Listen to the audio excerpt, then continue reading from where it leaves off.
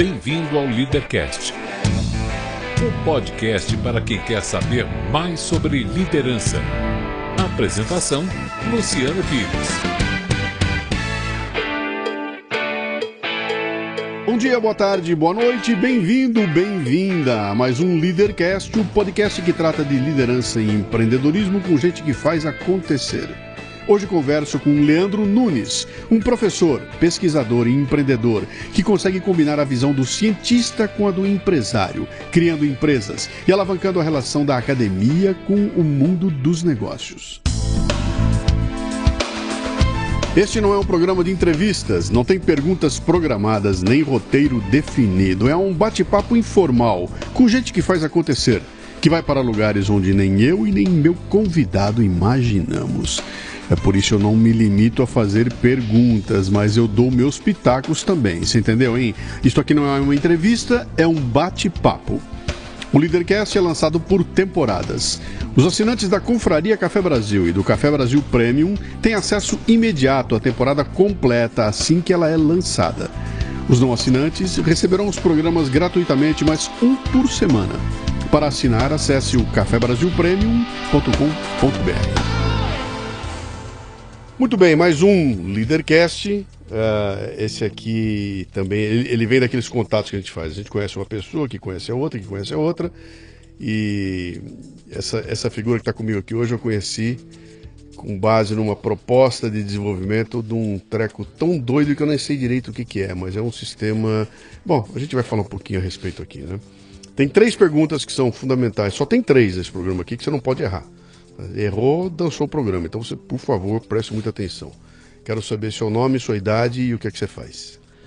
Bom, eu sou o Leandro Nunes de Castro, tenho 43 anos e eu costumo me definir como acadêmico, empresário, empreendedor e escritor e pai de família. Pô, não é pouco. Cada um desses sozinho já dá uma festa, já dá para fazer uma festa, né? É verdade. Você é de onde, Leandro? Eu nasci em Goiânia, sou goianiense do pé rachado. Opa, cara, um goianiense que não virou dupla sertaneja, cara, isso é bom, isso é bom. O que seu pai e sua mãe faziam lá? Meu pai foi bancário a vida quase toda, minha mãe foi professora de matemática, na antiga Escola Técnica Federal de Goiás. Foi em Goiânia mesmo, tudo em Goiânia? Tudo em Goiânia. Tudo em Goiânia. Nasci e morei em Goiânia até os 22 anos, até eu me formar. Tá. O que você queria ser quando crescesse? Bom, depende da fase da vida, né? Na época que eu estava na escola técnica, eu fiz curso técnico em eletrotécnica. Durante um bom tempo eu quis ser eletrotécnico. Teve um tempo ali naquela época, mais ou menos no início da década de 90, meu pai comprou uma fazenda e eu comecei a sonhar com fazer coisas na fazenda. Eu me lembro uma vez que eu estudei para como construir um ranário, né? Na época estava começando a surgir essa história aí de carne de rã, e eu levei o projeto do ranário para o meu pai, mas o projeto foi vetado em primeira instância. Depois, assim que eu terminei a escola técnica, eu entrei na universidade para o curso de engenharia elétrica lá na Federal de Goiás, e por volta ali do 3º ano da minha graduação, eu comecei a me apaixonar pela carreira científica. Então fiz uma iniciação científica, fiz uma segunda iniciação científica. Ali por volta de 95, praticamente todos os meus professores que tinham doutorado, eles tinham formado no exterior, na Inglaterra ou nos Estados Unidos. E eu tinha uma admiração muito grande por aqueles professores, falava, uau, esses caras têm muito conhecimento, eu quero ser assim quando eu crescer. Então eu conduzi minha carreira... pelo menos no início da minha carreira profissional, nessa linha. Então, logo que eu formei, eu fui aprovado no processo seletivo para um mestrado na Unicamp, em engenharia elétrica também, e em 97 eu fui para Campinas fazer o meu mestrado lá, e já emendei com doutorado também, e no ano 2001 eu terminei o mestrado e o doutorado, né? Terminei o mestrado em 98, o doutorado em 2001. Você é um homem de exatas? Eu posso dizer que sim. Daqui a pouquinho, você está com 40 aí? 43. E, conforme você vai envelhecendo, as exatas vão perdendo espaço para as humanas e uma hora você combina as duas coisas, aí é o melhor dos mundos, né? Mas me fala uma coisa aqui, você chegou para engenharia porque qual era a curtição? Por que não foi advocacia? Por que não foi medicina? Por que foi engenharia, cara? Como eu fiz o curso médio, né, de técnico em eletrotécnica, entrar para engenharia elétrica era entre aspas, o rumo natural da carreira, né? Então é isso, assim, eu terminei a eletrotécnica e já entrei em engenharia elétrica na graduação. Você vê como o mundo é engraçado, né? Eu também fiz. Eu fiz o colégio técnico de eletrônica, me formei técnico em eletrônica, e o caminho natural era de engenharia elétrica, engenharia eletrônica, e eu fui fazer comunicação visual. Virei o caminho, meus amigos continuaram naquela trilha, eu virei para outro lado e foi dar numa outra coisa aí lá na frente, né? Mas me fala uma coisa aqui, cara, esse negócio de ciência, trabalhar com ciência é um negócio interessante, cara. Você, depois lá na frente eu quero chegar nessa veia empreendedora, etc e tal, né? Mas acho interessante se um garoto olhar e falar o seguinte, cara, vou trabalhar com ciência, eu vou ser cientista, né? O que é o que atrai num cara ser cientista? Porque tem um imaginário popular. Quando você fala o cientista, quem é? O cara de... É o Einstein com a língua para fora, o cabelão arreganhado e o cara que está trancado dentro de um lugar fazendo experiência, etc e tal, né? Não tem muito glamour, uma molecada não tem glamour, né? Como é que é? O que você olhou aquilo e falou, cara, a ciência me atrai a ponto de eu pensar em mergulhar de cabeça em me transformar num cientista? Bom, na verdade, para mim, o que atraía mais nem era a ciência em si, nem era a concepção de me tornar um cientista, mas sim o conhecimento. Né? O que me atraía na carreira acadêmica era poder estudar alguns temas de maneira mais aprofundada. Né? Então, a minha atração maior sempre foi pelo conhecimento. Isso por um lado. Por outro lado, o engenheiro pesquisador, o engenheiro cientista, ele é um cara que tem um viés de solução de problemas práticos, né? Então, quando você olha as diferentes carreiras de cientista, você olha as ciências mais básicas, né? Física, química, né? A própria ciência da computação, ela está mais focada no desenvolvimento de uma pesquisa básica, uma pesquisa pura. Só que o cientista, engenheiro, ele normalmente é um cara focado na resolução de problemas. E aí sim com técnicas mais avançadas que requerem uma formação mais profunda. Então, o meu olhar para a ciência era o olhar para o conhecimento e o olhar para poder resolver problemas, preferencialmente problemas reais, né? Problemas bastante complexos que ainda requerem soluções, né? Você, quando olhou para essa carreira, possível carreira na frente, estava claro para você, vou mergulhar de cabeça num estudo tradicional, vou fazer minha pós, meu doutorado, vou ficar aí, sei lá, 10, 12 anos aí me formando. Como é que eu vou ganhar dinheiro com isso? Passou pela tua cabeça em algum momento que você enxergou isso lá na frente? Vou fazer todo esse processo para me tornar o quê? Eu vou ser um professor que vai dar aula? Eu vou ser um... O que era a tua... Quando eu tive aquele desejo e defini a minha meta lá no 3º ano de graduação de me tornar um pesquisador, eu sempre olhei mais essa formação, essa carreira acadêmica na perspectiva de pesquisador do que de cientista, embora essas palavras possam ser parecidas, mas tem uma concepção um pouco diferente. Eu não estava muito preocupado com a questão financeira naquela época, eu estava realmente mais interessado em construir uma carreira que eu considerasse uma carreira atraente. Eu continuo acreditando que o retorno financeiro ele é uma consequência do seu trabalho, mas claro, desde muito jovem eu sempre escutei que professor não ganha dinheiro, né? Inclusive a clássica pergunta, né? Você não trabalha, você só dá aula, né? Eu escutei ela N vezes. Mas ao mesmo tempo eu não posso reclamar assim da minha vida financeira. Eu sempre fui bem remunerado, inclusive dentro da academia, por ser um pesquisador, né? Por ser um pesquisador que construiu uma carreira relativamente sólida ao longo dos anos. Então, assim, o pesquisador, a gente ainda tem muito a mania no Brasil de achar que o pesquisador tem que estar dentro da universidade, que é só lá que tem espaço para ele, mas isso tem mudado bastante, né? Hoje o que a gente vê é um mercado muito mais demandante de pessoas com mestrado, com doutorado, ou seja, de pesquisadores. Claro, nem todo doutor é pesquisador, mas a gente pode dizer que um doutor é uma pessoa que está habilitada a fazer pesquisa porque ela passou por uma formação específica na linha de pesquisa, né? Então, assim, eu estava realmente olhando muito mais a carreira.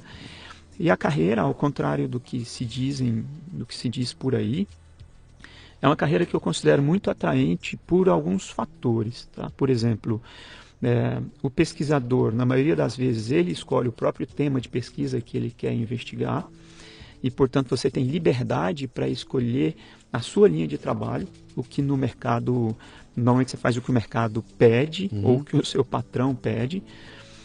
Você tem muita flexibilidade de horário também. Então, assim, você pode seguir diferentes linhas de pesquisador. Você pode montar grupos de pesquisa, você pode ser um pesquisador em carreira solo. Se você quiser também fazer um doutorado para ser docente, não ser pesquisador, também é possível. Então eu vejo a formação acadêmica como uma formação que te dá um leque de possibilidades profissionais muito maior do que se você ficar só com a graduação, por exemplo. Eu nunca enxerguei exatamente a titulação como, digamos, um caminho profissional limitante. Pelo contrário, é um caminho profissional que te abre muitas portas e te dá liberdade de atuação. Você, em momento algum, foi ser pesquisador de uma grande empresa. Você não foi contratado como funcionário da IBM para ser um pesquisador da IBM. Você ficou sempre na academia? Eu terminei meu doutorado em 2001 e logo que eu terminei eu fui trabalhar na Inglaterra como pesquisador associado, Research Associate. E lá eu tive algumas experiências bastante interessantes. Eu lecionei para graduação lá, é um formato diferente de ensino do que a gente tem no Brasil. Você deu aula na Inglaterra? Eu dei aula na Inglaterra. E lá as nossas aulas são no formato de palestra. Geralmente são auditórios, são aulas curtas de 40 minutos e os alunos têm muito mais atividade para casa, muito mais atividade prática e de laboratório para fazer. Que nível era isso? O que era? Era para graduação. Era uma pós? Não, era uma pré? Era para cursos de graduação, em ciência da computação. Tá. Então, assim, aí eu voltei para o Brasil em 2002 e voltei como pesquisador colaborador na Unicamp, fiquei lá, ajudei a desenhar alguns cursos novos, dessa vez para pós-graduação. E depois de 1 ano e meio eu fui convidado pela Universidade Católica de Santos para ajudar a montar um programa de mestrado em informática, que eles não tinham na época. Eu estava estruturando uma equipe, eu tinha um perfil bastante interessante, jovem, recém-formado, iniciando a carreira, mas com alguns resultados já expressivos na minha área. E em 2004 eu tive minha, digamos, única experiência de mercado, né, já respondendo a sua pergunta. Mas eu fui contratado por um centro de pesquisa. Não era uma empresa que trabalhava com pesquisa, era um centro de pesquisa, que foi o Centro de Pesquisas Avançadas Wernher von Braun, lá em Campinas. E eu fiquei lá por aproximadamente 8 meses, mas eu já estava trabalhando como pesquisador na Católica também, na Católica de Santos. A consequência disso é que assim, eu tinha um contrato de 20 horas por semana lá, que eu fazia entre segunda e terça. Então, eu ia de Santos para Campinas no domingo, trabalhava no Von Braun segunda e terça à noite eu voltava para Santos. O negócio lá era foguete, cara? Eles não trabalhavam exatamente com foguete. A ideia do Von Braun é é uma inspiração muito grande para a criação do centro. Mas lá eles trabalhavam com tecnologias de última geração, eles estavam trabalhando com tecnologias Bluetooth, e eu particularmente fui contratado para ajudar num projeto na área de visão computacional para detecção de falhas em gabinetes de computadores, né, na parte de montagem deles principalmente. Então essa foi a única experiência assim, numa empresa não acadêmica, como pesquisador. Tá. Você falou um negócio aí que chamou minha atenção agora. Você falou que eu tinha um perfil que os caras queriam, que era um perfil jovem, formado, e já com um reconhecimento na minha área de atuação lá, né? Isso me levou a pensar, quais são os indicadores de sucesso de alguém que está numa área como a tua aí? O que é o indicador de sucesso? É uma tese publicada, é um livro publicado, é um trabalho premiado? O que é? Qual é a resultante desse trabalho? Você vai falar, não, é conhecimento, tá bom, mas como é que isso se materializa? Bom, a academia, a academia no sentido da academia voltada para pesquisa e não apenas para docência, né? Então, a academia voltada para pesquisa hoje, ela é medida por produção científica. Claro, esse é um indicador importante. Nós temos outros indicadores. Nós temos formação de pesquisadores, né? Então formação de mestres, doutores. Temos aulas que você ministra na graduação, na pós-graduação, captação de recursos para projetos de pesquisa, até produção intelectual na área de propriedade intelectual, né? Patentes, registro de software, tudo isso. Então, assim, nós temos na academia, sim, um conjunto de indicadores. Falando especificamente da academia voltada para a pesquisa e para a ciência, nós temos a produção científica e o que, de certa maneira, atesta o valor de um pesquisador dentro da academia é o que ele produz de conhecimento científico e ele compartilha com a comunidade e o impacto que esse conhecimento tem na comunidade. E o impacto, ele pode ser medido pelos veículos onde o pesquisador publica. Esses veículos têm o que a gente chama de fator de impacto, que está associado à quantidade de pessoas que leem seu trabalho, que citam seu trabalho. Então tem um conjunto de variáveis aí que define esse fator de impacto. Tá? Então a produção científica, o compartilhamento do conhecimento científico é um elemento, eu diria que talvez seja o elemento central, tá? E você tem os outros que eu já comentei, como formação, etc., que são bastante relevantes. No meu caso particular, a minha carreira ela foi interessante, ela vem sendo interessante, porque apesar de ser engenheiro eletricista de formação, eu fiz a minha tese numa área bastante multidisciplinar, porque eu estudei imunologia, e a minha tese ela foi numa área chamada de sistemas imunológicos artificiais. Então minha tese tinha o título Engenharia Imunológica, cuja proposta era essencialmente o seguinte: nós vamos olhar como que o sistema imunológico trabalha. Então nós temos aí os glóbulos brancos, né, as células B, as células T, os famosos anticorpos. Então tem toda essa operação aí do sistema imunológico, e nós vamos projetar algoritmos de solução de problemas inspirados nesses fenômenos biológicos. Tá? Que loucura. Que ano era isso? Isso foi, eu comecei minha tese em agosto de 98 e defendi ela em maio de 2001. Minha tese foi uma tese que ela gerou, sim, bastante impacto na comunidade, porque ela foi a primeira tese no Brasil e uma das primeiras no mundo a falar sobre sistemas imunológicos artificiais, que era uma área bastante recente. Para você ter uma ideia, os 3 primeiros trabalhos que nós temos documentados em sistemas imunológicos artificiais, eles foram feitos, um pela IBM e um pela Universidade do Novo México. E todos eles usavam essa metáfora que é bastante intuitiva do sistema imunológico como sistema de defesa, e um grupo trabalhou essa inspiração no sistema imunológico para fazer sistemas de detecção de intrusão em redes de computadores. Então ele colocava alguns agentes computacionais que funcionavam como as células imunológicas, e aí olhavam processos imunológicos e construíram essa ferramenta computacional para intrusão. O outro grupo, que era o grupo da Universidade do Novo México, estava mais focado na detecção de vírus por meio dos sistemas imunológicos artificiais. Então, duas linhas complementares com a mesma metáfora, que eu considero que deram origem aí, esses papers de 94, que deram origem à área. E minha tese, que veio em 2001, pegou muito dessa herança e fez um overview, uma revisão geral de tudo que a gente encontrou até aquela época que tinha sido publicado nessa área de sistemas imunológicos.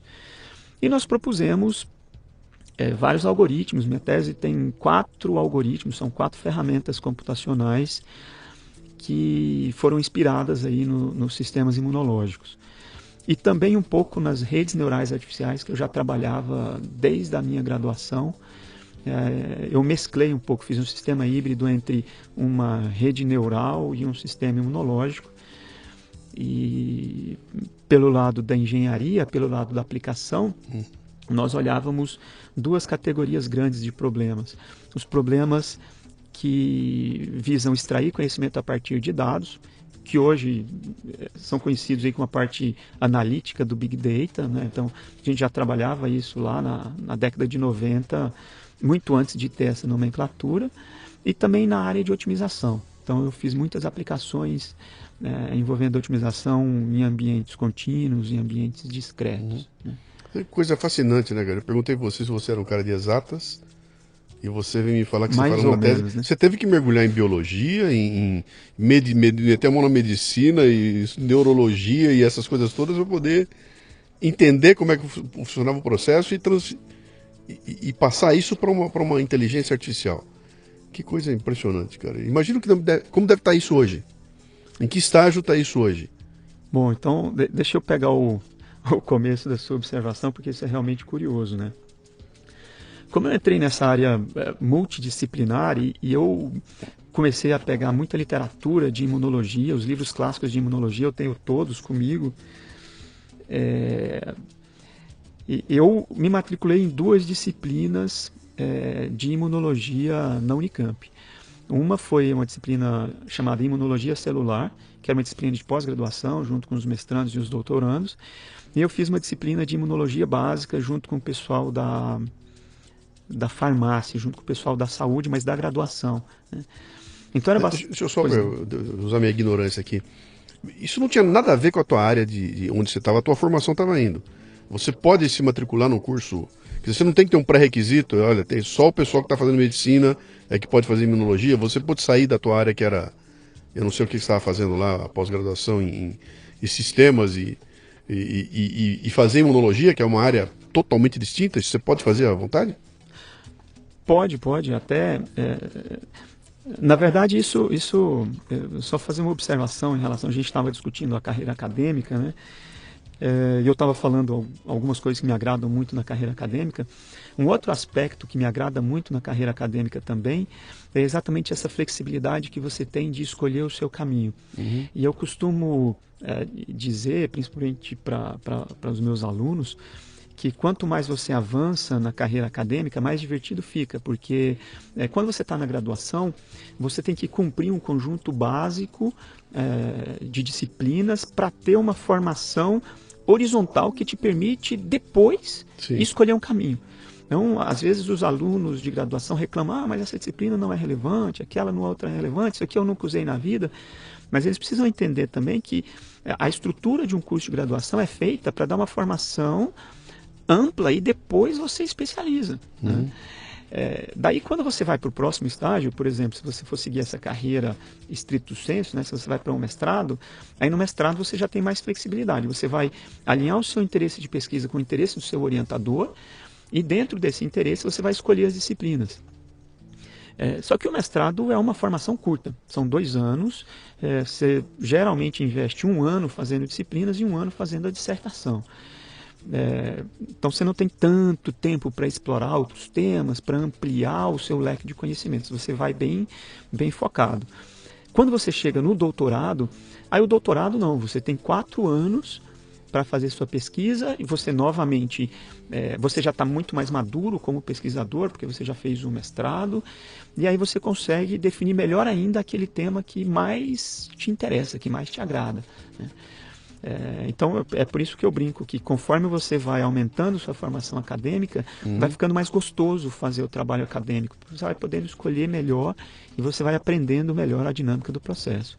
E no pós-doutorado, então, melhor ainda, porque o pós-doutorado você já nem tem um orientador mais, você já está, na maioria das vezes você tem um supervisor, mas é uma pessoa mais protocolar, assim, ele é mais um cara, um parceiro de trabalho do que um supervisor, um orientador como você tem no mestrado e no doutorado, né?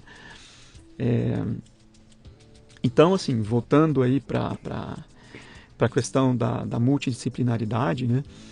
A disciplina na graduação que eu fiz ela como ouvinte. Tá. Agora, a disciplina da pós, não, essa eu já fiz formal, como aluno matriculado. Tá?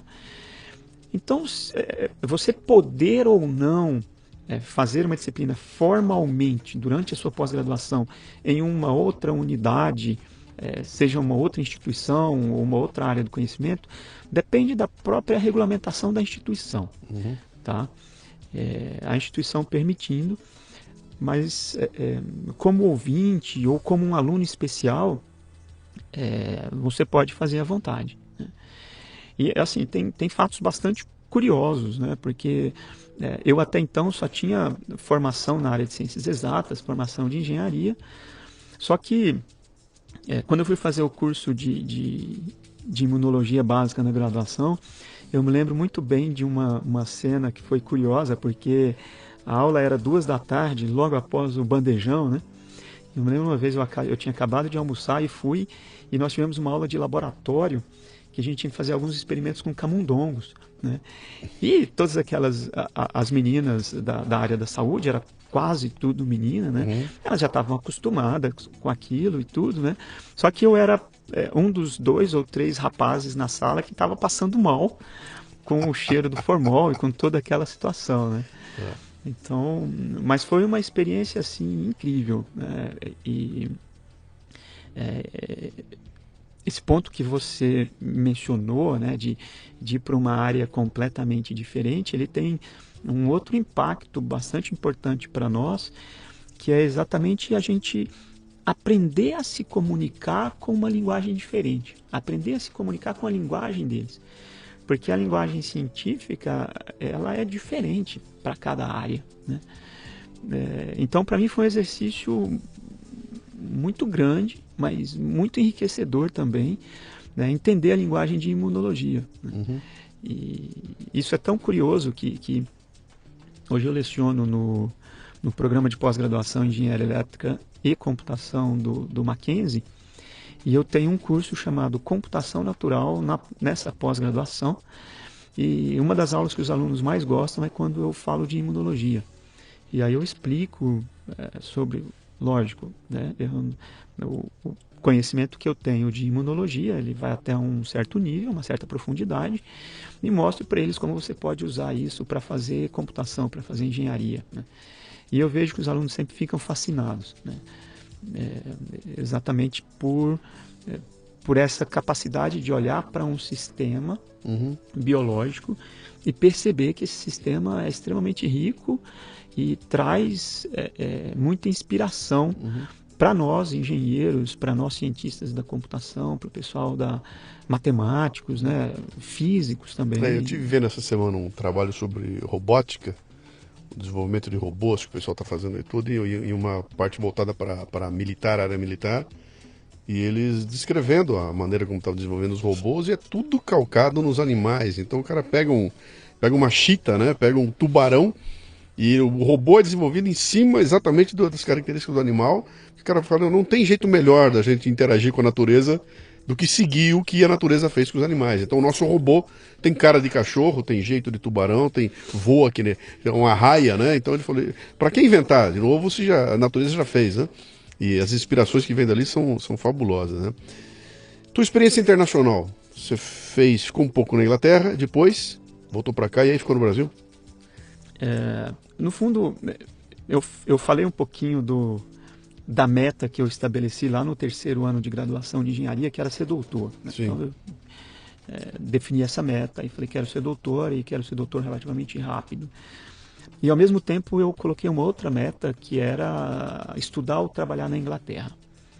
Então, quando eu estava terminando a graduação, eu apliquei para uma bolsa do Conselho Britânico para fazer o mestrado na Inglaterra. Essa bolsa acabou não sendo aprovada e eu tive a oportunidade de ir para a Unicamp. E enquanto eu estava no mestrado da Unicamp, eu também apliquei para uma bolsa para fazer o doutorado na Inglaterra. Também não tive êxito nessa aplicação e fiz o doutorado no Brasil. E hoje eu tenho a mais absoluta certeza de que foi a escolha mais acertada para a minha carreira. E logo que eu terminei o doutorado, aí sim, dessa vez eu fui para a Inglaterra, convidado, né, como Research Associate. Eu defendi no dia 11 de maio de 2001, no dia 10 de junho eu já estava na Inglaterra. E eu passei um ano lá como Research Associate, assim como eu te falei, né? A minha missão na Inglaterra era escrever um livro. Escrever um livro sobre sistemas imunológicos artificiais. Foi Tua missão pessoal. Minha missão pessoal. Pessoal e profissional também. Tá. Né? Porque, no fundo, o que aconteceu? Eu conheci o pesquisador, que é o coautor do meu livro, num evento em Washington, no ano anterior. E a gente começou a conversar e a gente percebeu que tinha muito alinhamento das nossas pesquisas. Né? E eu falei para ele, quando eu estava terminando meu doutorado, ali no início de 2001, que eu estava começando a escrever um livro e que eu gostaria muito de trabalhar na Inglaterra. E aí ele me convidou para passar um ano trabalhando lá com ele. Então, era uma missão pessoal, sim, mas ao mesmo tempo se tornou uma missão profissional, porque um dos meus objetivos lá era fazer a redação desse livro em conjunto com o coautor, com o John. Uhum. Em 2002 eu voltei para o Brasil, mais por questões pessoais mesmo. A vida profissional na Inglaterra era muito boa, mas a vida pessoal lá não foi exatamente como eu esperava que fosse. Né? Isso tem talvez uma razão importante, porque eu terminei meu doutorado muito jovem. Né? Eu terminei o doutorado, eu tinha acabado de fazer 27 anos, e aí eu fui para lá como pesquisador, na época solteiro, e assim, por um lado eu estava como pesquisador e o meu grupo de trabalho eram professores, eram pessoas mais maduras, né, com família e tudo. Então eu acabava não entrosando muito com eles, mas ao mesmo tempo também não entrosava com os alunos, porque eu lecionava uma disciplina com eles. Então eu fiquei no que eu costumo chamar de um limbo. E você tinha a idade dos alunos, se bobear. Exatamente. Então eu estava numa espécie de um limbo social lá. Eu acabei resolvendo voltar para o Brasil. E sempre participei muito de conferências internacionais, uma média de 2 conferências por ano. Então viajei praticamente todos os continentes participando de eventos. Em 2005 eu passei um mês na Universidade de Johor Bahru, na Malásia, como professor convidado. E lá eu ministrei várias palestras, um mini curso aí na área de sistemas imunológicos artificiais. E depois, em 2014, em uma das últimas levas do programa Ciências Sem Fronteiras, eu passei 7 meses na Espanha como professor visitante. Então, fiz alguns trabalhos lá, junto com eles. Tá? Então essa é a minha experiência internacional. A vantagem desse programa aqui é que quando eu trago gente que está numa área totalmente distinta da minha, eu posso falar a bobagem que eu quiser. Né? Então eu uso a minha ignorância para compartilhar com os ouvintes que são tão ignorantes quanto eu nesse tema. Então a gente pode, eu chamo isso aí de curiosidade genuína, né? Há uma tese que é uma impressão que gira aqui no Brasil, que o Brasil é um país que trata a ciência a pontapés, né? Que aqui, se tiver que tirar dinheiro, corta a ciência, dane-se a ciência, não dá muita bola para a ciência e a gente não está muito bem ranqueado. Essa é a impressão que eu tenho do que eu ouço falar, etc e tal. Você esteve lá fora, você viu como é que funciona lá, viu como é que funciona aqui. É assim, é difícil assim, é complicado assim, o Brasil realmente não tem uma visão como deveria ser da ciência? A gente, de novo, né, a gente pode olhar a ciência sob diferentes perspectivas, mas o que eu vejo é que o Brasil tem muitas fases, tá? Por exemplo, entre 2004, 2005 e 2010, o Brasil teve muito recurso disponível para a ciência. Na nossa área havia muitos programas bastante interessantes. Eu mesmo cheguei a ter 4, 5 projetos de pesquisa com fomento público simultaneamente, né? Então existiu, sim, nós tivemos um momento recente de uma abundância de recursos para pesquisa, para fazer ciência. E nos últimos anos, sim, isso que você falou vem acontecendo mesmo, né? Os recursos da ciência vêm sendo cortados drasticamente, ao ponto de que hoje tem muito pouco recurso federal, principalmente, para fazer ciência, tá? Eu tenho visto editais abertos hoje com um montante de recursos 15 vezes inferior do que o mesmo edital há 10 anos atrás. E tenho visto também casos de projetos que são aprovados, são contemplados, mas demoram muito ou não demoram muito para receber os recursos, ou recebem só uma parte dos recursos. Então, sim, nós temos tido bastante dificuldade para fazer ciência em várias áreas aqui no Brasil. Mas, ao mesmo tempo, pelo menos na área que a gente trabalha lá no laboratório, e eu coordeno um laboratório chamado Laboratório de Computação Natural e Aprendizagem de Máquinas, lá na Universidade Presbiteriana Mackenzie, nós temos 2 linhas principais de atuação, a computação natural e a aprendizagem de máquinas, e as aplicações continuam sendo as mesmas que eu trabalhava lá desde a década de 90, que são análise de dados e otimização. Então, o que eu tenho visto hoje no Brasil sim, uma baixa quantidade de fomento, talvez quase ausência de fomento público, mas ao mesmo tempo eu vejo um mercado mais demandante das soluções que a gente desenvolve.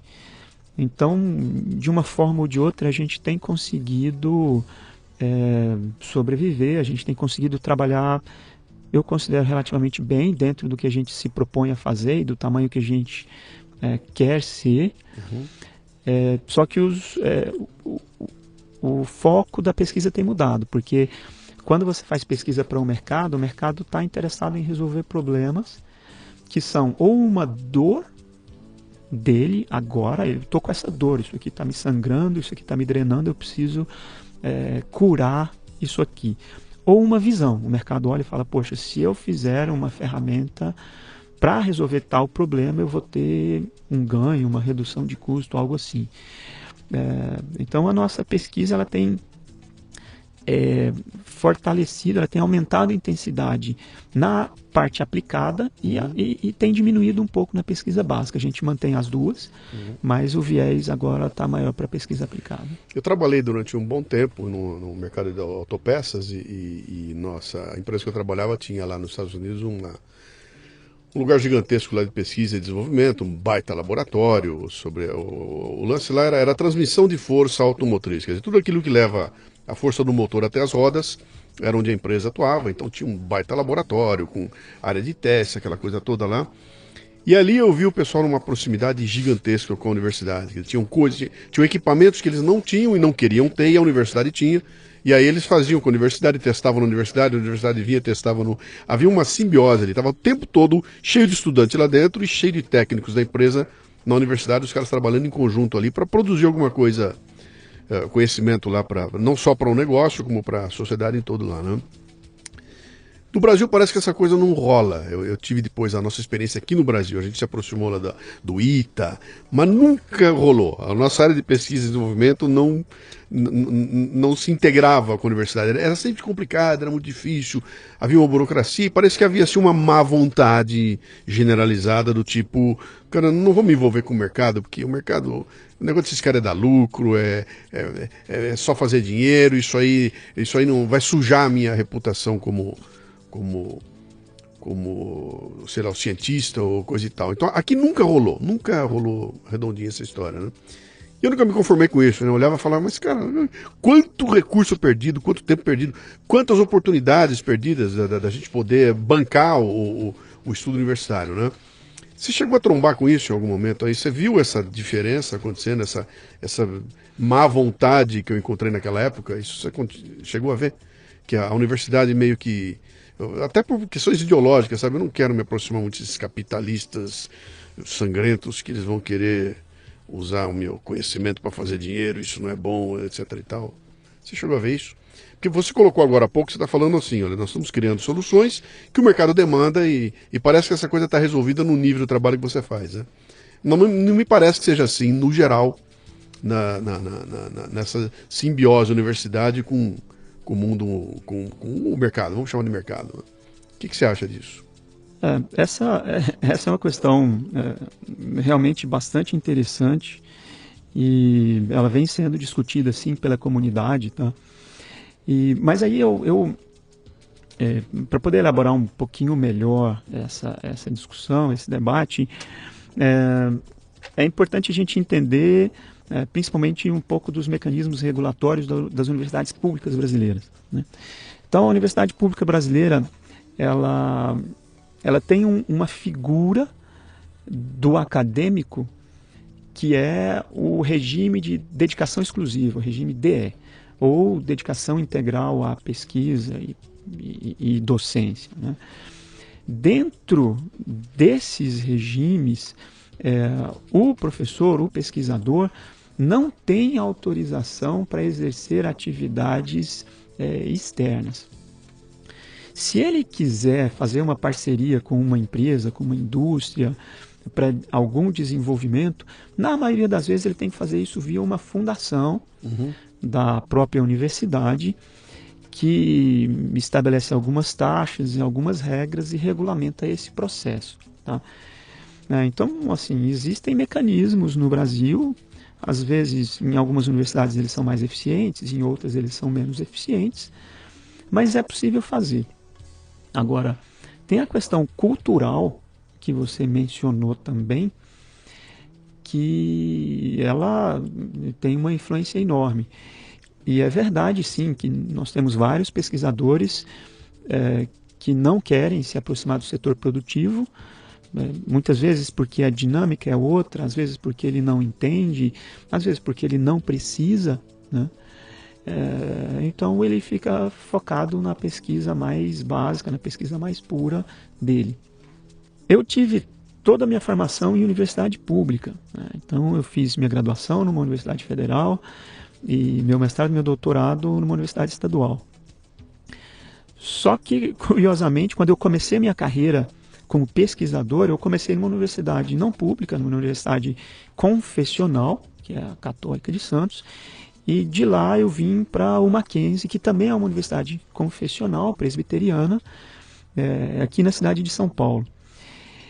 E no Mackenzie eu conheci uma realidade que eu não conhecia, numa realidade institucional, acadêmica institucional que eu não conhecia, que é uma universidade, apesar dos seus quase 150 anos, né, de Mackenzie, ou seja, portanto, muito madura, com muita história, mas uma universidade muito contemporânea, uma universidade que está de portas abertas para a comunidade, de portas abertas para o mercado, né? Então, eu entendo que existe sim um pouco dessa questão cultural, mas também existe a questão do ambiente, né? O contexto onde você está. eu sou um pouco suspeito para falar do Mackenzie, porque o Mackenzie é o melhor local onde eu já trabalhei na vida, a melhor, assim, eu digo que eu me encaixo muito com o Mackenzie, porque o jeito com que eu penso a academia é possível fazer lá, né? Então é uma universidade onde as coisas acontecem. Se você quiser ser um intraempreendedor, você consegue, porque ele te dá subsídios, ele te dá mecanismos para fazer isso, né? Você está falando com um mackenzista, tá? Sim, Eu me formei lá. Você é mackenzista, né? Grande. Pois é, eu sou mackenzista de coração. Muito saudade daquilo, muito legal. Mas isso é uma característica talvez presbiteriana, né? Tem tudo a ver, né? E aí quando você começa a fazer os paralelos, fala, cara, eles têm realmente essa... Aliás, quando eu fui visitar vocês agora recentemente lá, a hora que eu passei naquele prédio novo, gigantesco, dedicado ao grafeno, né? Fala, mas cara, só podia ser aqui, né? Só podia ser aqui. Os caras constroem uma área gigantesca lá, dedicada toda à pesquisa com o grafeno. Só podia ser. Na minha época de Mackenzie, o grande lance do Mackenzie, eles montaram um observatório astronômico com o radiotelescópio lá de Atibaia. E aquilo estava... Cara, se eu não me engano, aquilo tinha sido feito e aí o Mackenzie foi lá e encampou. E foi uma coisa genial na época, porque, cara, era muito à frente, né, do tempo, né? E aquilo era o comentário de todo mundo, né? Que outra universidade é que tinha o poder para ter uma operação como aquela, um radiotelescópio gigantesco, né? Então eu fico feliz de ver que ele continua nessa linha até hoje, né? Vamos pro teu lado empreendedor, cara.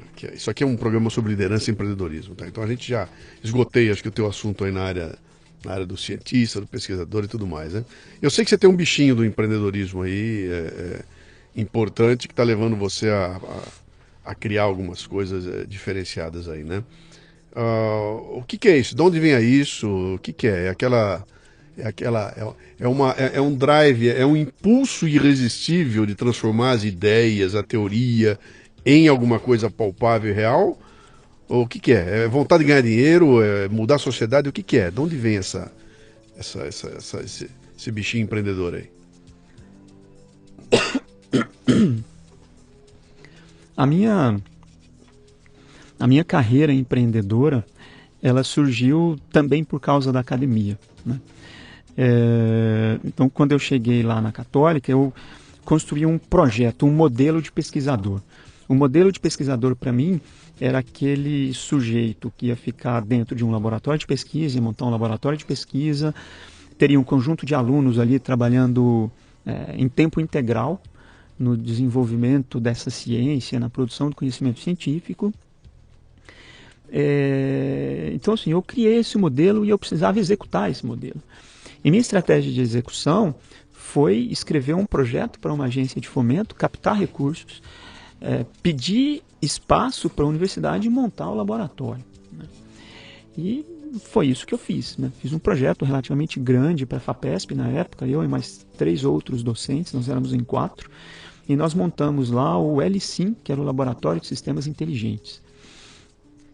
Quando a gente montou o laboratório, a gente começou a trazer alunos, eu me deparei com um problema, que por ser uma universidade não pública, quando eu trazia um aluno com bolsa para fazer pesquisa dentro do laboratório, esse aluno tinha que pagar a mensalidade e ele não conseguia se dedicar integralmente à pesquisa porque a conta não fechava para ele. E eu tive a ingênua ideia de criar uma empresa e eu ser o cientista que fosse fazer o braço entre o mercado e a academia para cofinanciar a pesquisa. Então, a primeira empresa que eu criei, chamada NatComp, que vem de Natural Computing, era uma empresa que visava desenvolver soluções de software para o mercado que envolvessem inteligência artificial, que envolvessem computação natural. Que ano era isso? Isso foi em 2006. Né? E a minha estratégia para montar a empresa foi, primeiro, buscar sócios, né? Porque eu falei, bom, eu sou pesquisador, eu não sou empreendedor. Na época, empreender não era essa hype que é hoje, né? Era ainda uma iniciativa bem menor, né? E eu procurei alguns colegas e um deles aceitou vir empreender comigo. E eu falei para ele, olha, vamos aqui montar essa empresa e eu quero 20%, você fica com 80%, eu faço aqui o braço entre a academia e o mercado. E ele topou, só que ele falou, eu só venho se for meio a meio, 50% para cada um, porque eu quero dividir responsabilidade. Falei, tudo bem, e nós criamos a Natcomp. A Natcomp, ela foi pré-incubada na incubadora de empresas de Santos em meados de 2006, e no início de 2007 ela passou para a incubação. Então, a gente começou a operar de fato em janeiro, fevereiro de 2007. Né? E uma coisa que eu fiz também para poder começar a empreender, porque até então toda a minha formação era formação técnica na área de inteligência artificial, eu resolvi fazer um MBA também. Então eu fiz um MBA em gestão empresarial executiva para pelo menos conseguir falar a linguagem, né? De novo a história da linguagem. Eu preciso falar a linguagem do mercado. Você dorme em algum horário do dia? Eu durmo 6 horas por noite, 7 horas por noite. Vou montar uma empresa, vou fazer um MBA. Caramba, cara. Que loucura, bicho. Esse ano foi um ano curioso também, porque 2006 foi o ano que nasceu o meu primeiro filho, né? Também? Você fez filho também? Eu consegui fazer filho também. Cara, é um demônio, bicho. Ele nasceu. Eu costumo brincar que foi o ano de vários nascimentos, né? A Natcomp nasceu, o André nasceu, enfim. Aí a gente começou a Natcomp com essa visão de prestar serviço para o mercado, de fazer projetos. A gente não queria fazer o software que a gente chama de TI convencional, que são softwares de gestão, sisteminhas de controle, esse tipo de coisa a gente não queria fazer. A gente só pegava projeto que envolvesse o uso de algum algoritmo de inteligência artificial mesmo. Né? E a gente começou a operação, a gente na época fez um projeto de uma máquina para classificação de grãos de café cru, porque a avaliação de qualidade do café é feito a partir de amostras, geralmente de 300 gramas, que o pessoal vai lá numa carga, fura algumas sacas, coloca aquele grão cru, o grão tem que estar cru, dentro dessa latinha, e aí ele leva aquilo para um laboratório e tem um classificador lá, uma pessoa que classifica o café bem parecido com aquela coisa que as nossas mães faziam de catar feijão, né? Espalha ele assim na bancada, e aí pega aqueles grãos mais feios, joga fora, pega as pedrinhas, os paus, jogam fora. O processo de classificação de grãos de café tem essa mesma característica, só que você tem vários tipos de defeitos, né? Você tem o grão xoxo, o grão ardido, o grão brocado, o grão quebrado, e você tem os defeitos extrínsecos, né? Paus, pedras, etc. A nossa proposta era de automatizar esse processo, era construir uma máquina que teria um software embarcado ou instalado no computador, né? Tanto faz, para poder fazer essa classificação do grão de café. Isso traria muitos benefícios aí à cadeia, principalmente comercial, né? Que seria o primeiro benefício depois da automação é a padronização do processo. Porque o que acontece? Vamos supor que você vende aqui uma carga de café para Belém do Pará. E aí o seu classificador fez a análise e disse, esse café aqui é tipo 2. Aí quando chega lá em Belém, a carga, os caminhões, o cara vai, faz a análise e fala, não, esse café seu é tipo 3. E aí? Como é que você vai fazer essa arbitragem? Né? O cara vira e fala para você, eu vou descontar R$50 por saca. Ou se você não quiser, leva o caminhão de volta. Então, era uma questão muito delicada na época. E nós fizemos um projeto, captamos recursos do PIP, da FAPESP, para começar a desenvolver essa máquina. Né? Mas depois, isso foi em 2007 já. Né? Então, a gente já no primeiro ano de operação, a gente captou esses recursos e a gente começou a desenvolver essa máquina ao mesmo tempo que a gente começou a fazer projetos para o mercado. E tinha uma coisa bastante diferente do que é hoje, porque naquela época, quando você falava que você trabalhava com inteligência artificial, todo mundo olhava para você e falava, esse cara é um nerd, Sim. esse cara é um maluco, esse cara tinha que estar dentro da universidade. Então, a gente tinha uma dificuldade muito grande de convencer o mercado do que a gente podia fazer em termos de soluções para eles, né? E isso mudou completamente em 10 anos, né? Hoje é o contrário. Hoje, quando você fala que você trabalha com inteligência artificial, todo mundo já quer te escutar, o pessoal já fica curioso, e já vai pensando em chatbots e em um monte de coisas, né? Na Skynet. Na Skynet, por aí vai, né? E, bom, aí continuando um pouco dessa jornada empreendedora, depois de 2 anos de operação, em 2009, nós percebemos que a gente não ia conseguir sobreviver de projeto. Porque projeto hoje está bom, você tem projetos, você aumenta a equipe, você entrega, o projeto está acabando, é aquele desespero, eu tenho que captar mais. E a gente decidiu, o projeto da máquina de café, nós entregamos um primeiro protótipo,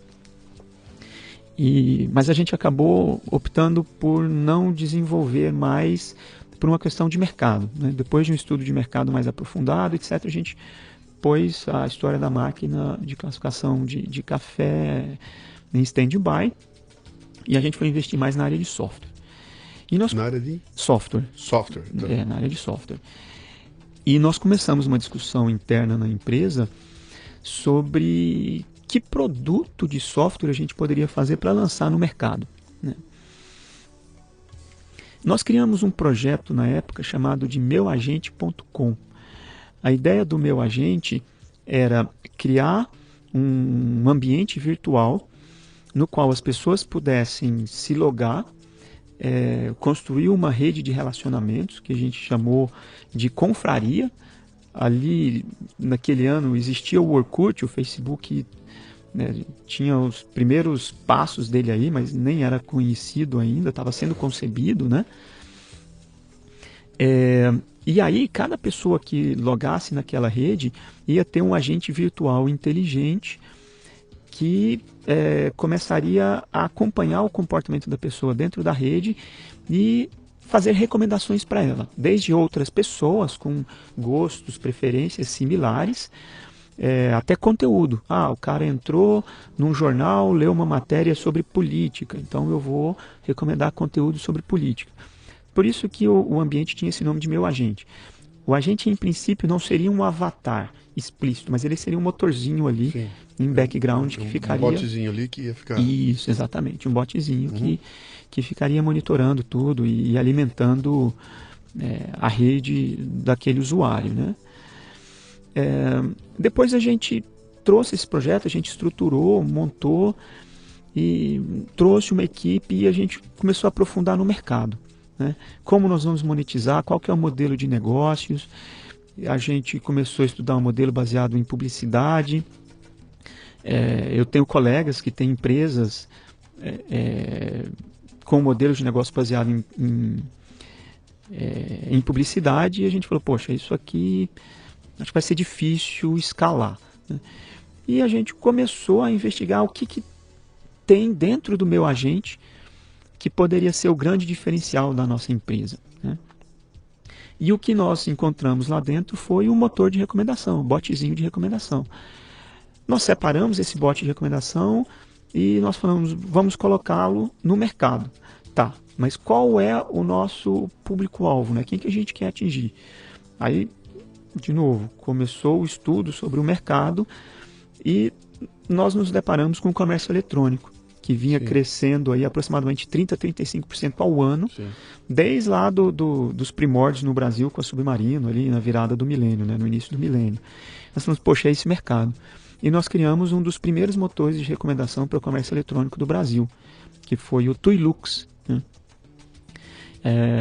Então, e logo que a gente criou o Tuilux, quando a gente estava preparando para o lançamento dele, surgiram alguns concorrentes, né, alguns outros players no mercado. Alguns já existiam, mas estava todo mundo ali batalhando o mesmo mercado virgem, praticamente, né, recomendação para o comércio eletrônico. E nós entramos aí nessa disputa, né? O produto passou a ser... Você tinha um produto, então, que era um botzinho de recomendação. Tá, que eu compro isso aí, boto no meu sistema e ele vai fazer aquele trabalho de ver quem está navegando e gostos parecidos, recomenda um ou outro. Tá. Exatamente. Tá. Exatamente. Era um motorzinho de recomendação que a gente chama, né, o bot, e você podia utilizá-lo em diferentes locais. Você podia utilizá-lo dentro do seu próprio comércio eletrônico ou para fazer campanha de remarketing, e-mail marketing, tudo isso. A ideia era personalizar a experiência de compra no usuário. Né? Naquela época ali, eu tenho vários screenshots de comércios eletrônicos no Brasil. Se você clicava num produto, aparecia a informação do produto e ficava um monte de espaço vazio assim na loja, porque ninguém tinha. Né? Já tinham algumas empresas que forneciam serviços de recomendação no exterior, mas no Brasil não. Né? Então estávamos nós e os nossos concorrentes, todo mundo tentando explorar aquele mesmo mercado. E a proposta era simples, são essas janelinhas, né? Quem viu isso, viu aquilo, quem comprou isso, comprou aquilo, produtos similares, produtos relacionados. A gente montava aí o motor de recomendação usando duas fontes de informação. Toda a sua experiência na loja, então a gente monitorava tudo, onde você navegava, que produto você clicava, que produto você comprou, a gente monitorava tudo aquilo, e as informações dos produtos. A gente baixava, recebia das lojas, né, as informações dos produtos, aplicava os algoritmos de inteligência artificial e construía aí os motores de recomendação. Tá? Esse produto, nós na época, ainda, né, aprendendo todo esse processo empreendedor e aprendendo a empreender na internet, que é um mundo à parte, né? As coisas são muito rápidas, são muito dinâmicas, né? Nós fizemos a opção por não buscar investidor. A gente tinha recursos na empresa que vieram de projetos, né, que a gente fazia como serviço, e nós fomos tocando a operação. Só que o que a gente observou na época, mas a gente não entendeu muito bem como fazer frente, era que todos os nossos concorrentes foram investidos. Alguns foram adquiridos por grandes grupos, por Buscapé, alguns grupos fizeram aquisições, outros receberam investimentos e eles começaram a crescer no mercado. Na verdade, só teve um grande player que se destacou no mercado, os outros foram morrendo ou mudando o foco de atuação. Dois grandes players, né? E a gente foi ficando para trás. Então, quando chegou em 2011, a gente estava com uma operação deficitária, a gente tinha clientes, mas eles eram pequenos, a gente tinha um fluxo de caixa negativo, e a nossa decisão atrasada, né, tardia, foi buscar investidor. Então, a gente começou a buscar investidor ali em 2011, e nessa época a gente tinha uma composição societária que era assim: eu tinha um sócio que trabalhava mais na parte de gestão, era full time. Eu tinha um sócio que era o nosso cara de tecnologia, que também era full time, e eu nunca saí da academia. Né? De 2007 para 2008 eu fui para o Mackenzie, né? E eu sempre trabalhei, até voltando um pouco no que você perguntou antes, dessa sinergia entre universidade e setor produtivo, né? Empresa, indústria. Eu sempre trabalhei, desde que eu comecei a empreender, né? Em 2006, tendo alunos trabalhando em projetos da empresa, a empresa financiando alunos, então a empresa financiando a pesquisa, mesmo uma startup. Então eu sempre trabalhei nessa interface. Então eu continuava na academia, só que agora no Mackenzie, naquela época, né, em 2011, e a gente começou a procurar investidor. E nós tínhamos essa composição societária, que eram 2 sócios integralmente dedicados à empresa e um sócio parcialmente, que era o meu caso, que fazia essa interface. Né? E nós encontramos um fundo de investimento que gostou desse formato, falou: poxa, isso é interessante. A gente tem aqui um cara que é meio um cientista, né, um pesquisador, e os outros 2 sócios que estão lá se dedicando totalmente ao projeto. Né? Só que eles falaram: olha, nós não queremos o sistema de recomendação, porque A gente está vendo que esse mercado já deu uma saturada, vocês perderam a corrida, a gente tem um desafio diferente aqui para vocês. E esse desafio era para atuar numa área que vinha crescendo bastante no Brasil e no mundo, na verdade, que é a chamada de TV social, o Social TV. O que é a TV social? Ali em 2011 o Facebook já tinha explodido, o Twitter estava muito forte, e a TV social é a nomenclatura que foi dada para essa interface entre as mídias sociais e a TV. Essa interface pode se dar de várias maneiras. Por exemplo, aplicativos que ajudam a você interagir com um programa de TV, ou tudo que é falado sobre a TV nas mídias sociais, como que eu analiso esses dados, como que eu quantifico, como que eu qualifico. Tá? Então eles trouxeram esse desafio para nós de TV social. Nós três sentamos, olhamos um para o outro e falamos, bom, isso a gente consegue fazer. Porque essencialmente, qual que era a proposta do fundo? A proposta do fundo era, nós vamos desenvolver uma ferramenta para análise qualitativa e quantitativa de tudo que se fala sobre TV nas mídias sociais. Um dos objetivos disso era trazer uma alternativa de audiência ao Ibope, porque o Ibope mede a audiência através das caixinhas, que são uma amostragem pequena aí dos domicílios, e a proposta era, poxa, vamos fazer o olhar agora de tudo que se fala nas mídias sociais. E aqui a gente não precisa mostrar. Aqui a gente pode trabalhar com todo o universo. Então, para nós, o Big Data estava surgindo lá em 2011 como uma aplicação real, né? Para o mercado, uma ferramenta de uso do mercado. Então, além de quantificar a audiência da TV nas mídias sociais, a gente tinha a proposta de aplicação de mineração de textos e processamento de linguagem natural para entender o que estava sendo falado sobre TV nas mídias sociais também. Quer dizer, só traduzindo aqui para quem não é do ramo aqui, vocês iam desenvolver um sistema que o sistema ia ler o texto, ia entender o texto, ia quantificar e qualificar ao mesmo tempo. Quer dizer, X% estão falando bem e estão falando bem sobre este tema. É isso, quer dizer, o teu robozinho ia ter a capacidade de interpretação do texto. Isso, exatamente. Cara, isso é assustador. Isso a gente já estava fazendo em 2011. Né? Então, em 2011, a gente começou a fazer isso e nós desenvolvemos uma ferramenta chamada TTV, que era uma abreviação de Tuilux TV, né? Tuilux era o nome do nosso primeiro produto. E Tuilux significa sua luz em latim. E a ideia do sistema de recomendação era trazer a luz para o cliente do produto que ele poderia se interessar. E no caso do TTV era trazer o insight, né, do que está acontecendo nas mídias sociais no contexto de TV. E nós monitorávamos aproximadamente 150 canais de TV aberta e fechada e mais de 15 mil programas por mês. Então, e nós comprávamos os dados do Twitter.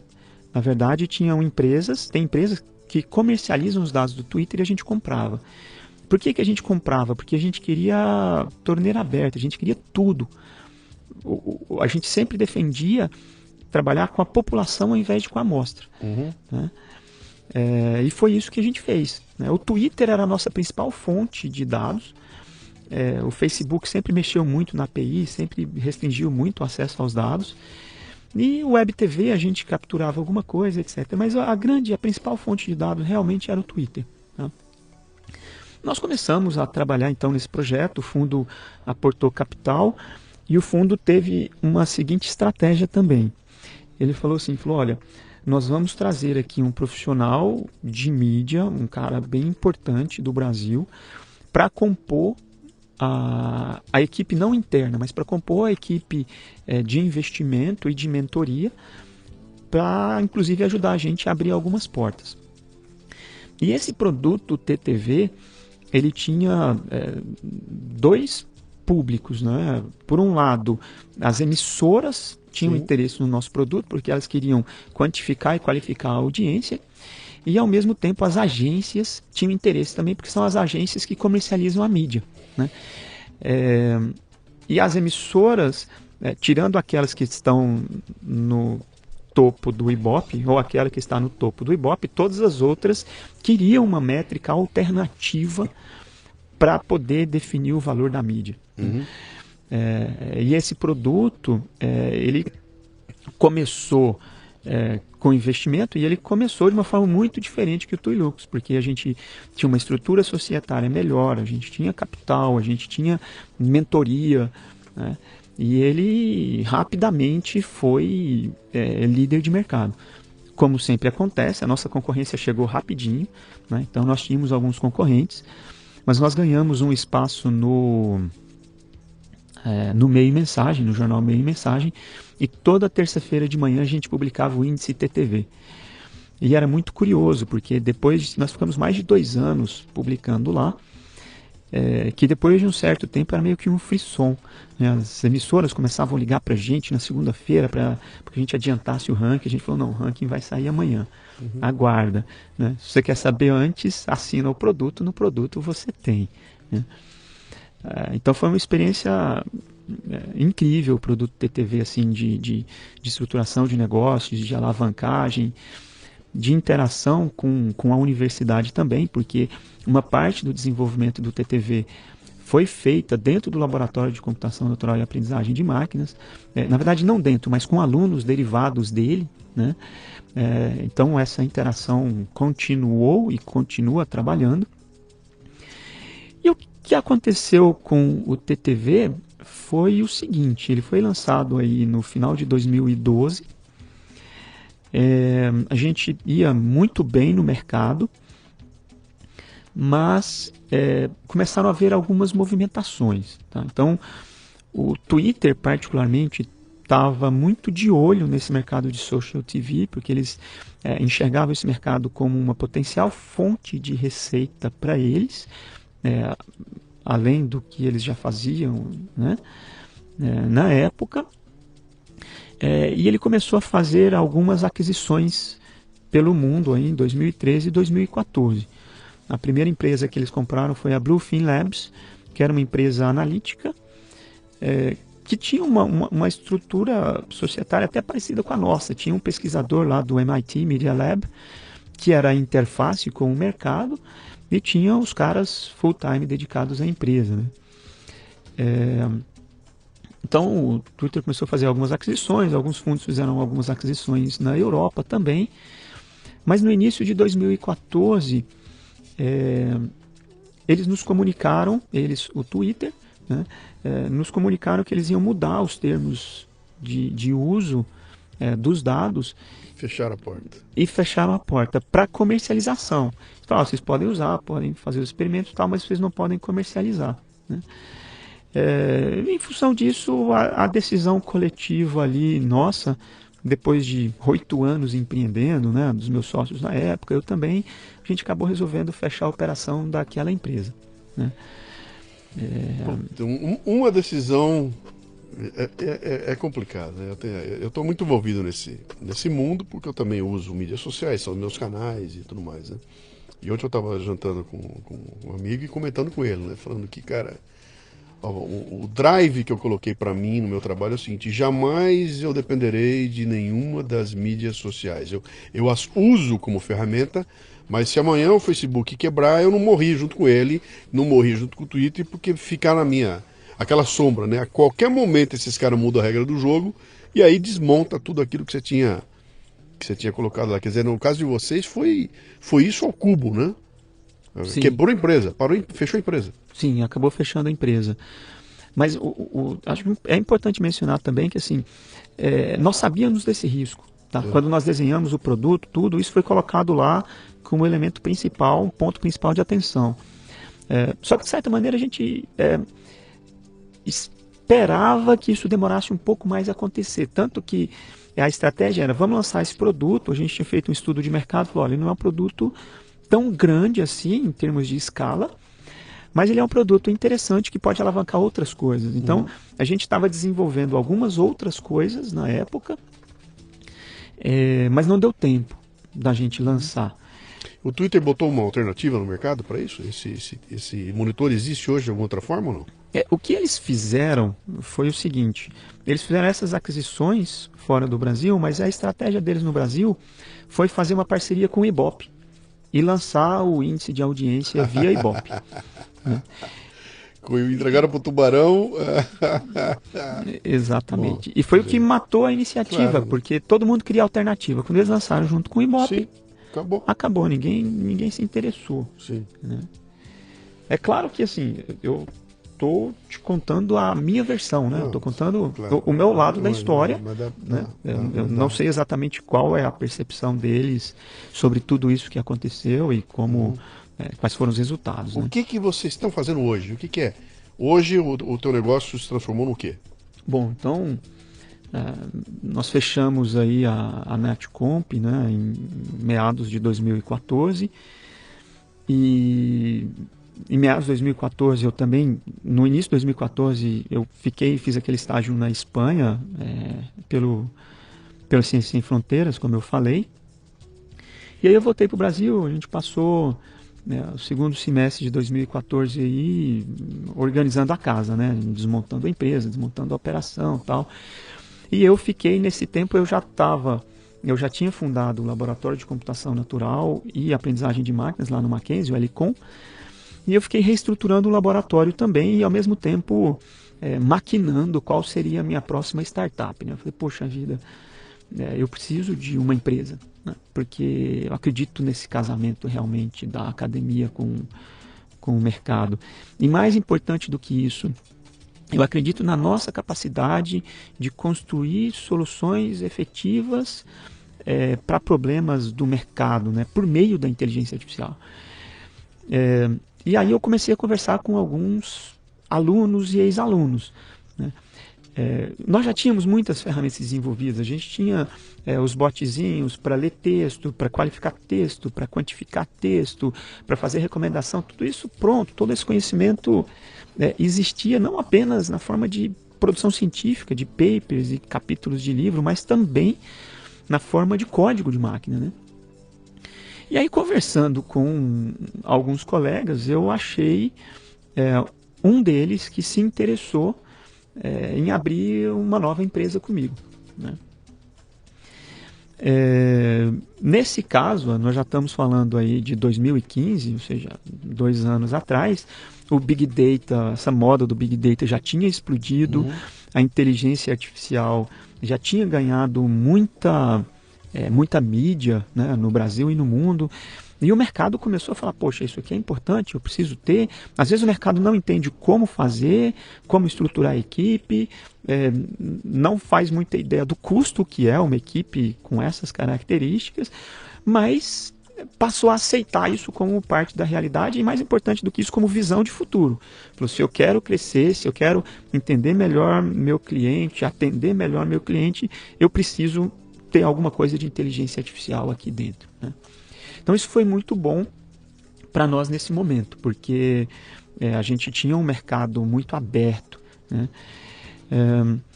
E aí eu comecei a conversar com alguns colegas, em particular com o Rodrigo Pasti, que é um dos meus sócios hoje, e nós decidimos abrir uma empresa para focar na parte analítica do Big Data, né?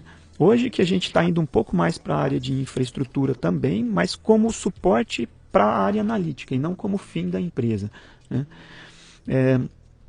E aí nós começamos a especular. A gente falou, poxa, eu tenho aqui um algoritmo que faz análise de sentimento, eu tenho um algoritmo que entende o contexto de texto, e a gente falou, poxa, vamos então abrir uma empresa. Inicialmente a gente foca no desenvolvimento de uma plataforma de aplicações analíticas, e o mercado também começou a bater na porta do laboratório. Na verdade, o mercado começou a cutucar o pesquisador Leandro e falar, poxa, Leandro, eu estou aqui com um problema, será que você não consegue resolver? Então o mercado começou a se aproximar da gente. E eu falei, olha que coisa mais boa, né? O mercado está vindo atrás. Sim, eu não estou nem precisando fazer uma prospecção, né? O pessoal está batendo aqui. E como meu antigo sócio sempre dizia, né? Cliente bateu na porta, tem que atender. Aí a gente estruturou a empresa e a nossa estratégia foi construir essa plataforma de aplicação e começar a atender o mercado. E em função do que o mercado fosse demandando, a gente definiu os produtos que a gente iria desenvolver. Né? Ao invés de fazer o método tradicional, que é, eu vi essa oportunidade, projeto o produto, desenvolvo o produto e lanço no mercado, nós falamos, não, deixa o mercado dizer o que ele quer. Aí a gente começou a receber muita demanda de processamento de linguagem natural, de análise de texto, e em função disso a gente foi começando a desenhar aí alguns produtos. Quando você fala análise de texto, é o robozinho que lê e entende o que está escrito ali. Exatamente. E é capaz de me dizer o que é, não só a quantidade de gente que está me acessando, mas o que a pessoa está pensando de mim, qual é a minha imagem no mercado, quantos estão falando bem, quantos estão falando mal, isso é um robozinho. Isso. O que significa que ele pode fazer isso com toda a amostra, ele não precisa ser restringido a conversar com 2.000 caras, ele fala com o mundo. Tem fila de político atrás de vocês já ou não? Nós já fizemos alguns trabalhos para políticos, tá? Mais na linha de projetos, de reports analíticos. Né? Então ele chega e fala, olha, eu quero entender o que estão falando de mim, eu quero saber o que estão falando de mim. E na verdade, no contexto da política, é até interessante você perguntar isso, porque amanhã eu estarei em Brasília num painel discutindo exatamente a influência, o impacto das mídias sociais no cenário político. Né? Que a hora é agora, né, cara? Com toda a mudança que houve na legislação, os caras estão sem dinheiro. Essa história de botar dinheiro em propaganda e tudo, isso vai mudar tudo. Vai canalizar para esse teu segmento, cara. A inteligência é que vai fazer a diferença. Aliás, para você que está ouvindo a gente aqui, o Miguel, que trabalha com o Leandro aqui, me contou um lance ali que eu achei divertidíssimo, que ele falou de um projeto que vocês fizeram para, se eu não me engano, no SBT, e que houve um processo de medição lá que estava medindo a audiência do programa do Gugu, e o sisteminha determina que em determinado momento a audiência cai, e ele qualifica, cai por quê? E vai olhar e é porque o Gugu entrou em cena sem paletó. E ele encontra o pessoal reclamando que o Gugu entrou sem paletó e aquilo fez causou um mal-estar que derrubou a audiência e imediatamente saiu uma ordem, manda o Gugu botar o paletó e voltar ao ar de paletó, porque a gente detectou que as pessoas não gostaram Quer dizer, cara, isso é num nível de dados que é impensável, cara. Isso não dá para imaginar isso com o robô pensando e concluindo essas coisas, né? Eu imagino o que vai estar acontecendo daqui a 10 anos, cara. O que vai ser do mundo daqui a 10 anos, bicho?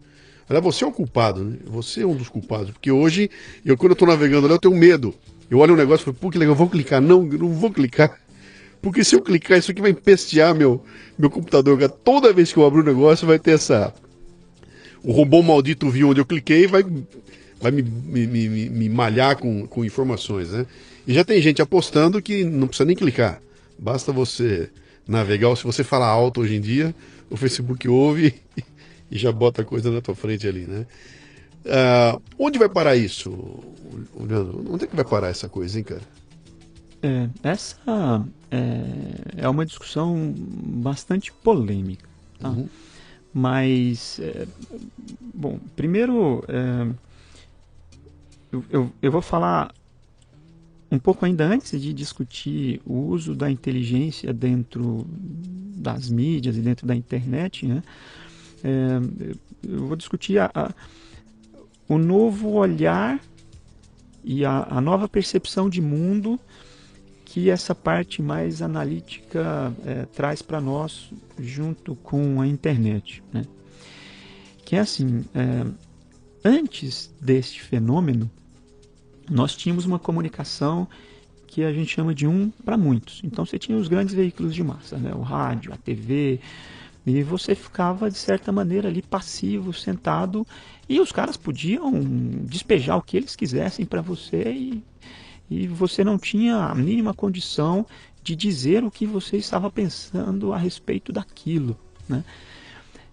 Na minha visão hoje, um dos grandes benefícios da internet para a comunicação é exatamente essa possibilidade de fazer a comunicação muitos para muitos. Quer dizer, eu digo no meu perfil uma mídia qualquer, o que eu achei sobre um determinado programa, e as pessoas podem comentar sobre aquilo, elas podem me dar um feedback, e o que eu falei pode servir de feedback para o diretor daquele programa, por exemplo. E se você for parar para pensar, isso é muito rico, porque você tem um feedback em tempo real de tudo que está acontecendo. E é a maneira mais efetiva que você tem de ter voz a respeito de tudo. Tanto que nós fizemos, nessa discussão que a gente estava fazendo sobre os políticos, né?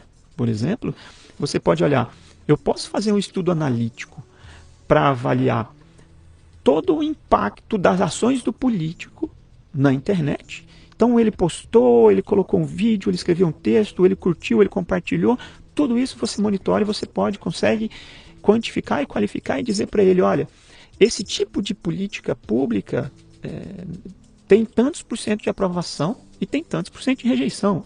Olha a riqueza disso para o cenário, né? E ao mesmo tempo você pode, por meio do uso das técnicas analíticas, fazer um mapeamento de tudo que está acontecendo independentemente de ações específicas. Então isso traz uma riqueza e uma capacidade das pessoas se expressarem que é muito grande, né? Que a gente não tinha, né? Até 10 anos atrás isso não existia. Então eu vejo isso como um ponto importantíssimo de, inclusive, democratização da informação e do conhecimento. Por outro lado, até onde isso vai, né? Einstein já dizia que fazer previsões, principalmente do futuro, é um absurdo, né? Mas o que a gente vê bom, primeiro eu vou dar um olhar apocalíptico como pesquisador da área de inteligência artificial há mais de 20 anos, e depois eu volto talvez para essa discussão mais específica, né? Assim, eu vejo muitas limitações nessa tecnologia atual que a gente tem baseada em silício para construir esses robôs inteligentes, totalmente autônomos. Então, assim, eu tenho dúvidas de que se a gente não mudar a tecnologia, estou dizendo o hardware, a gente consegue chegar nesse nível de sofisticação. Tá? Então, tem estudos sendo feitos com computação quântica, computação molecular, com outro tipo de hardware, alguns a gente até chama de wetware, que podem chegar nesse estágio. Tá? Mas eu acredito que isso está bastante longe. O que está mais próximo, né? O que está mais próximo realmente são as ferramentas, principalmente as ferramentas que automatizam a interação humano-computador, né? Então são os bots que leem os seus e-mails automaticamente e a partir disso propõem respostas. A gente até já tem umas aplicações trabalhando assim, né? O cara lê o seu e-mail e te dá 3 opções de resposta pré-escritas lá que você clica e não precisa nem escrever o texto mais. Então, essas aplicações que vão automatizar essa interação humano-máquina, né, elas vão ganhar força e vão se ampliar num espaço de tempo relativamente curto. Tá? E aí a gente tem aplicações clássicas, como os próprios chatbots, que estão ganhando tamanho, né, estão ganhando mercado, mas os chatbots, para mim, eles também, por um bom tempo, ainda estarão limitados a aplicações, a contextos específicos. Eu sou uma empresa que vende plano de saúde, eu tenho um chatbot que vai atender o meu saque do plano de saúde. Ok, você falar para mim um chatbot que vai ficar discutindo a novela das 8, falando sobre política, e ao mesmo tempo ele vai te explicar como fritar um ovo, etc. Para mim a gente está muito distante disso ainda. Muito, décadas distante disso. Posso estar enganado, tá? Mas essa é a minha visão como pesquisador e o que eu tenho visto, assim. Outra coisa que talvez esteja mais próximo, a própria questão dos veículos autônomos, né? A Tesla já tem alguma coisa, lançou um caminhão esses dias. Então, de novo, são automações, né? E aí surgirão questões regulatórias, né? E morais, né? Regulatórias e morais, né? Você está falando aqui, eu tô viajando nas questões morais e éticas que essa coisa vai envolver, cara. Que não dá nem para... Isso vira outro programa sozinho. Só isso aí é outro programa sozinho. Mas o negócio que você está falando aí que tá me batendo, cara. Quer dizer, eu estou enxergando que daqui a pouquinho eu vou comprar o meu bot, o bot Luciano, vai ser meu. O seu agente. E eu vou treiná-lo para as coisas que eu quero que ele faça por mim. Ele vai aprender como é que é e ele vai ser o meu avatar ali nessas mídias. Ele vai fazer a maioria das coisas que eu teria que fazer. Ele, treinadinho, ele vai fazer por mim. Que louco, vai chegar um ponto que alguém vai achar que está interagindo comigo e na verdade é com o meu bot. Sim, isso... Cara, que doideira. Isso vai acontecer, sim. Que doideira, bicho. Mas legal. Meu amigo, dá pra gente ir longe aqui, cara. Dá pra gente ir muito longe aqui. É fascinante esse mundo aí. Se alguém quiser encontrar o trabalho de vocês aí, vocês têm um site, tem um lugar que as pessoas possam investigar, ver o que vocês estão fazendo, entrar em contato, mandar currículo, empresa interessada em conversar com vocês, como é que chega em vocês? Sim, a gente pode ser encontrado tanto pela empresa, que chama Axon Data, né? Então, como é que escreve? AXONDATA, então axondata.com.br. Esse é o site da nossa empresa, está sendo reformulado agora, mas está aí o domínio. E também pelo Helicon, né? Pelo laboratório lá no Mackenzie, é www.mackenzie.br/lcon.html. LCON.html. Tá, LCON, Helicon. Helicon. Tá. Então a gente está aí. Né? Legal. Atualmente a gente está incubado lá dentro do laboratório, no Mackenzie. E legal. é isso. Fascinante, cara, fascinante. Eu me sinto aqui vendo nascer a Skynet. Para quem não lembra o que é Skynet, é a causa do exterminador do futuro. Mas eu acho que a gente vai chegar lá e vamos cruzar os dedos para ser no bom sentido, cara. Que essas coisas nasçam realmente para fazer a gente ganhar tempo, qualidade de vida e capacidade de tomar decisões numa velocidade muito maior e economizar aquela coisa que é mais preciosa. Acho que é o tempo da gente poder dedicar para coisas menos mundanas, né, do que repetição de tarefas e tudo mais, né? Esses botezinhos aí acho que vem para revolucionar de vez. Meu amigo, muito obrigado pela visita, cara. Eu que agradeço pelo convite, foi um prazer enorme estar aqui. Eu tô saindo com gosto de quero mais, tá? Eu acho que dá para aprofundar muito mais isso aqui, mas a gente vai trocando ideia aí. Se bobear, eu vou te chamar de novo aqui para falar de um outro aspecto aí desse jogo todo. Tá joia, fico à disposição. A gente tem... realmente tem muita história aí para contar, né? E algumas coisas, por exemplo, só para concluir, você tocou num ponto importante dessa questão da relação da universidade com o mercado, né? Lá no Mackenzie mesmo, esse ano, a partir de agosto desse ano, eu assumi uma coordenadoria chamada Coordenadoria de Desenvolvimento e Inovação, e eu sou um dos responsáveis hoje exatamente por fazer a gestão dessa interação da universidade com o setor produtivo. Legal. E aí eu tenho aprendido bastante, tenho visitado muitos ecossistemas de inovação e empreendedorismo pelo Brasil e fora.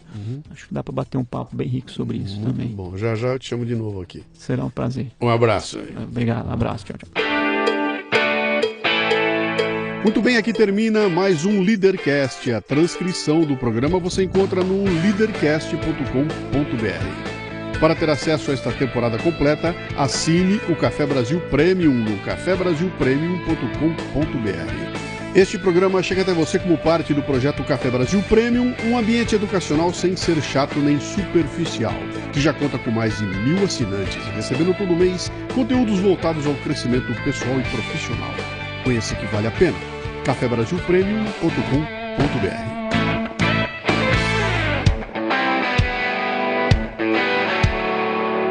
Você ouviu o Leadercast com Luciano Pires. Mais uma isca intelectual do Café Brasil. Acompanhe os programas pelo portal cafebrasil.com.br.